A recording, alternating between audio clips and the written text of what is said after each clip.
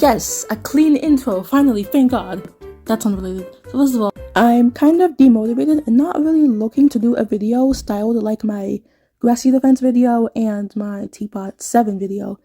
So instead of gushing about everything that I found really cute in the episode like usual, I'm going to talk about the ideas that sprouted in my mind while watching the episode. TPOT 7 also had an influence in this, but I don't feel that I elaborated on those ideas well enough.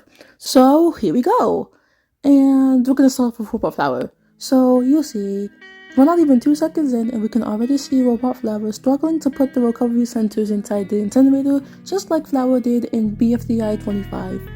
Now, what really got me about this scene was the fact that in bfdi 25, Flower was pushing in all of her recovery centers in the incinerator with ease, like no effort at all. And Robot Flower here, she's struggling to do that.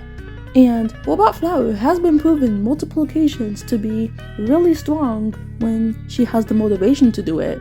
So this makes me think that Flower, or Season 1 Flower, hasn't completely taken over my girl Robot Flower. And it really shows in this episode that Robot Flower comes back to conscience really often. Like with this, for example. Bing. Out of my way! I need my, space! We'll stop this right now! Oh, did I do that? Like, I'm just saying, it kind of looks like she doesn't actually have complete control over herself, but she hasn't completely lost it either.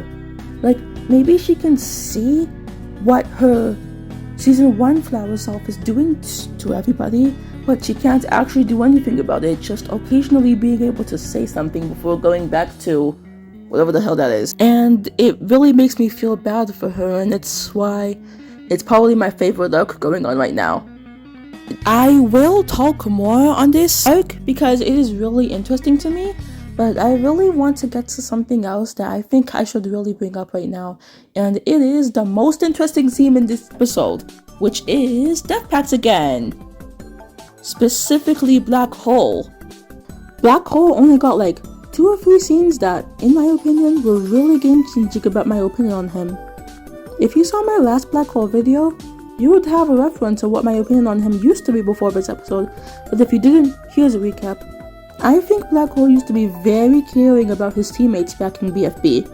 The reason why I loved Death Pact so much was because they were all like a healthy family who all loved each other, with Black Hole, to me, taking the child or the brother role, who really just wants his teammates to have fun doing what they're doing and be happy.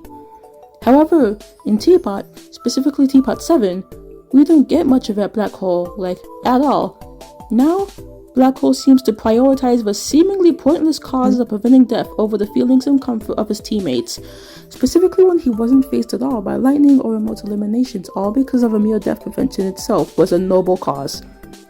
Although I was /NSRS about Black Hole being an F tier, this really made my heart sink seeing Black Hole be so apathetic and ignorant to how his teammates were feeling just for some stupid cause, unlike in BFB where he really cared for them alongside preventing death. TPOT 8 changes so much of this for me, specifically when Black Hole says this. Revive Tree already. I know! Just give me a break, Black Hole! I want our friend back too! Yep, totally believe that. Black Hole didn't believe Fanny cared about his teammate at all, considering it was her idea to kill him. This makes me really think more deeply on why Black Hole values death prevention so much in a world where it shouldn't matter since you can easily just come back. Like, does he think a death in this world impacts your relationships with people?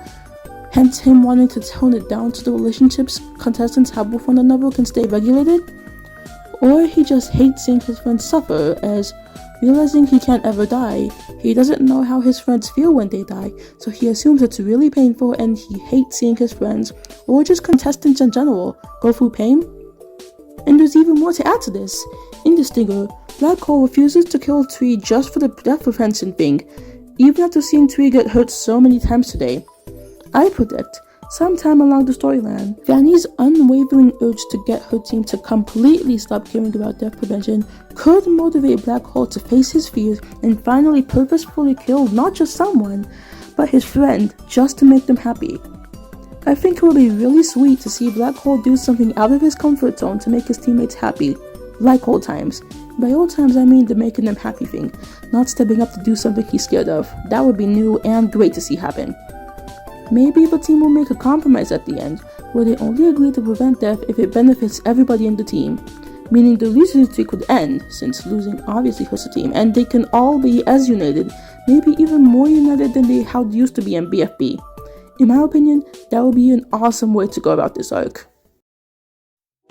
Enough of my favorite team, let's move on to my favorite team, because I'm not done with y'all just yet. This arc 100% isn't just about Robot Flower.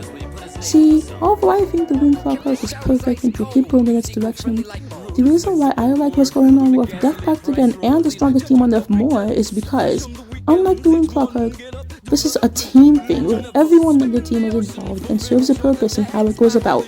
In TPOT 8, it manages to get everyone in the strongest team on Earth involved in Robot Flower's personality disorder arc, with Snowball finally showing his caring side, and Belle being a complete asshole about it. It's a nice push-up, by the way. With this many people determined to help Robot Flower now, along with Belle's kind words of motivation, Robot Flower can see how many people care about her, and seeing her realize that people think her life is worth it will not only be sweet, but that would definitely bawl my eyes out. That was a short section from my favorite arc, I'm ashamed. Fortunately, Death Pact again and the strongest team on Earth aren't the only two teams in the whole series. Next up we had the third most interesting team this episode, Are You Okay? So I'm gonna be real with y'all.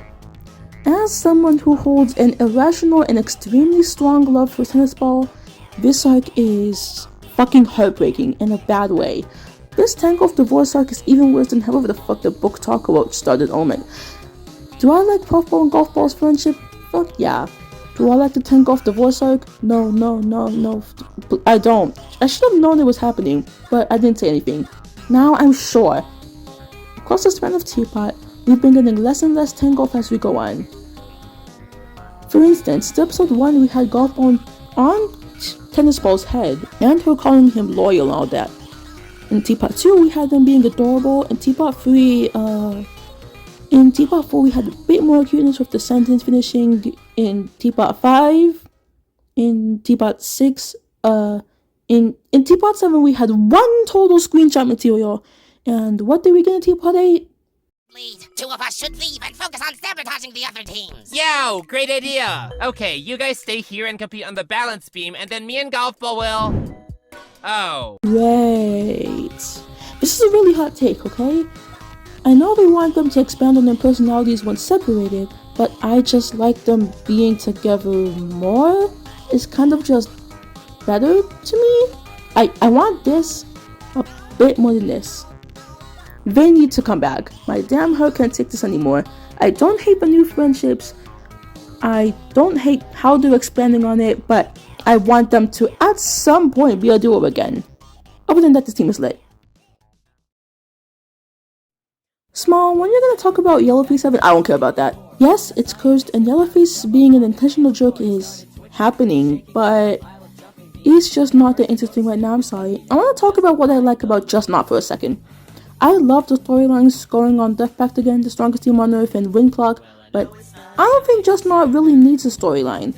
Let this team be Teapot's silly team, please, where all we do is do cute and silly things and ruin my storage because all we do is be silly. Let them save a silly team! Moving on. Now, while counting the 6 teams of 7, here's my thought process in a nutshell. Alright, so we got Death Pact again, the strongest team on Earth, VS, Are You Okay? Just Not. What am I missing? What am I missing? No, I'm sure I got everyone. Wait, let me count again. Despite this team having my favorite character of all time, I don't think the rivals had any idea what to do with teammates for the whole series.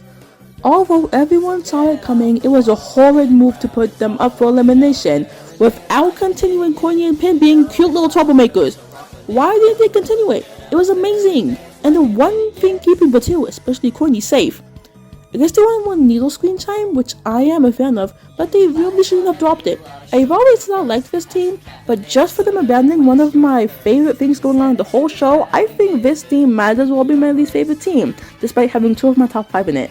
Please, please, please don't tell me any of these 2 are gone. I'm fine with everyone else. Please keep these 2, please. And if it doesn't happen, well, that's why I made the last video recording Coiny's potential elimination and a good way to go about it. I want more good pick at stakes. And if you're going to have my 5th favorite character come out, then please make her a little like my animation.